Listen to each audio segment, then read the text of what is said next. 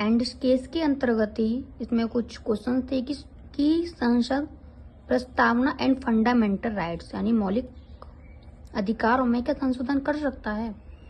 तो संसद संविधान के मूल ढांचा में संशोधन नहीं कर सकता है। एंड जो 42 का संविधान संशोधन था 1976 में, उसके अंतर्गत ये हुआ कि जो प्रस्तावना है उसमें समाजवाद, पंथ निरपेक्ष और अखंडता को जोड़ा गया, जो कि लागू हुआ 1977 में। एंड इसमें कुछ पॉइंट्स हैं कि प्रस्तावना में अभी तक एक ही बार संशोधन किया गया है, जो कि 42वें संविधान संशोधन के थ्रू किया गया था। एंड प्रस्तावना में भारत शब्द केवल 2 बार ही आया है।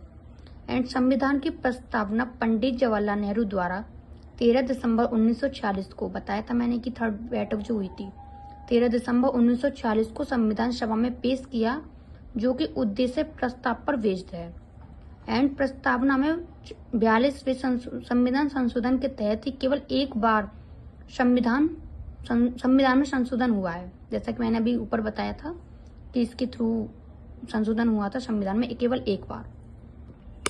एंड फिर ये क्वेश्चंस आते हैं कि प्रस्तावना संविधान का भाग है कि नहीं है। तो जो बेरुवाड़ी केस था 1960 में, उसमें बताया गया कि प्रस्तावना भाग नहीं है किसका, संविधान का। एंड केशवानंद भारती केस में 1973 में ये हुआ कि प्रस्तावना संविधान का भाग है।